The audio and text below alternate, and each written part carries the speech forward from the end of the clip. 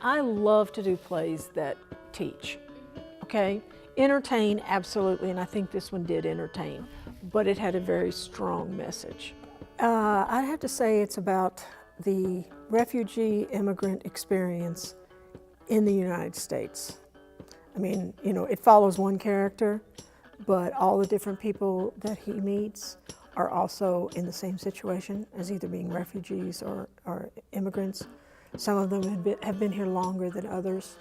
There are different problems that they deal with, but to me that's what the play's about. Immigration, getting separated from your family, it's happening now. This is a big issue. It's about leaving home and going somewhere, you know, distant, and I think that's a message that anybody could relate to. My hopes is that it will humanize refugees more than they have been in the United States, and that people will understand it's not just a single story, it's many stories of many people. Whenever you choose in a college situation, whenever you choose a play that is ethnically specific, you never know, because we're not a conservatory, which means we don't have 1,000 actors. We have a small group of actors, and we bring other actors from other parts of the college, which we love to do that. It was very exciting at auditions because you never know who's going to show up. I felt like we got the perfect cast, and I basically got, well, I didn't basically, I did, got everybody I wanted. So I was very excited. I love seeing how it grows. It's like having a kid and watching them grow up in 3 weeks' time. I think with any show, okay, I can't wait to see what it actually looks like. Because when I'm working on it, the months and months and months, okay, 9, 10 months I work on a show usually before we go into rehearsal. And so I have all these images in my mind, but I know that those are not what's going to be on the stage, because actors, designers, everybody brings in a whole nother level. They bring their creativeness into it. And so you have in mind what you think it's going to look like. And then somebody comes in and they do something very different for the character, and I go, wow, love that.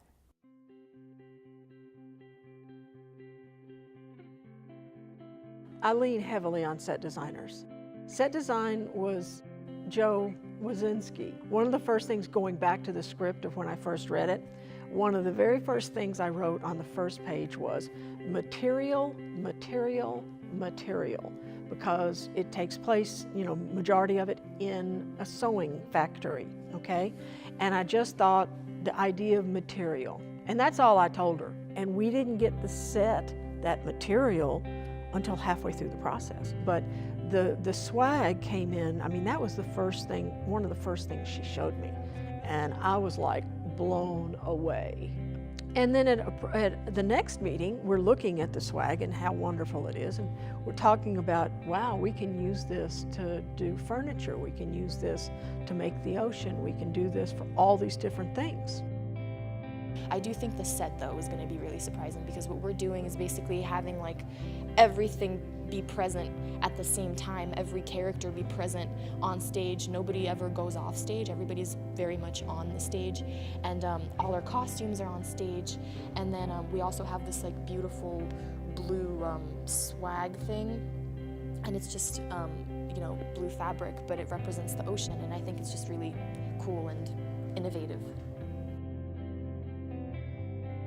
In the play, they're coming to America, and they come here with the idea that it's a better place, that their lives are going to be better, all these different ideas. And then they get here, and it's not necessarily so, you know.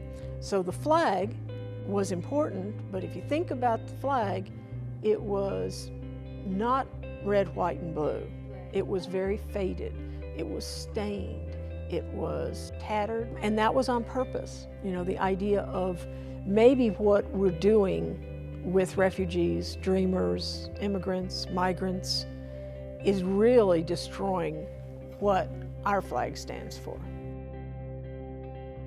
The story's very serious, and there was a lot of things that were going on that like weren't serious. Like, you know, there's a scene about like a boat being overturned, and there was like choreography in that. And I know nobody else in the room felt like that was bad or wrong or anything like that, but I was sitting there, I'm like, I didn't like that. Like that's something so serious. Like, how are you doing choreography for a boat overturning and like basically people dying? I was thinking about my Syrian friends and how if they were in the audience, if they were watching this, how would they feel? I know this play is not meant for them. It's meant for a white audience who like people who are unaware about these issues. But I did think of them, and if they were in the audience, and how would they feel? Like it was kind of, I know it wasn't meant to be mockery, but it was kind of mockery. And I didn't feel like I could talk out about it because everybody else in the room seemed to think it was okay. And like, why would I go out and say something when everyone else is just like chill? Our associate director and choreographer, Laura, had to depart for creative differences. You know, it's my baby, right? I have an idea of what I want it to do. You bring in designers, they add their part to it, and that's great. And you bring in the choreographer and you add that part. But I felt, you know, as we were getting further into the process that we weren't looking at it the same way. And I felt like it was hurting the show, okay? And made that decision. It was a painful decision. I feel after she departed, we focused more on the language, you know, and the message feels like it's really coming across now, and it feels more natural in a way.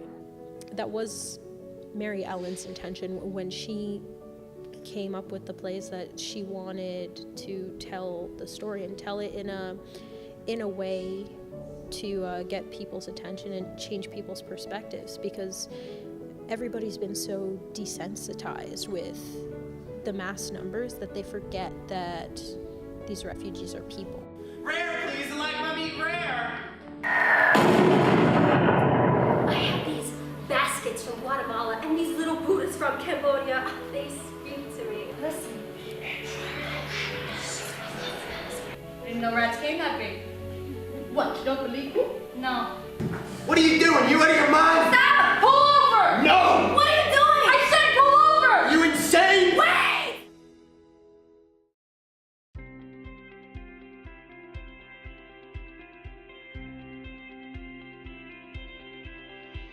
You know, I feel like the gardener, you know, not just the parent, but the gardener who's, you know, got the water and, you know, giving a little help every once in a while, making sure there's some sunshine and going through all of that stuff to help them get where they need to be and ultimately what you want the show to be.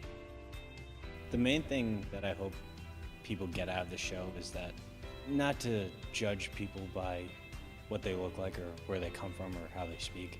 We're all human. We all bleed the same color. Our insides all look the same. The only thing that divides us is like what we make divide us. And I think people, I hope, come out of the show looking for things they have in common with each other rather than what they have against each other. But I had a student, one of the cast members, come to me and said that their parent, one of their parents had said, I never thought about what refugees go through. I never thought about what an immigrant goes through and the horrendous things that can and do happen. And I was like, bingo. That's exactly, I said, just to have that one person say that to me, to change somebody's view,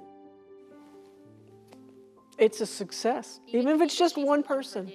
Even if it's just one. My name is anonymous. My name is anonymous. My name is anonymous. My name is anonymous. My name is anonymous.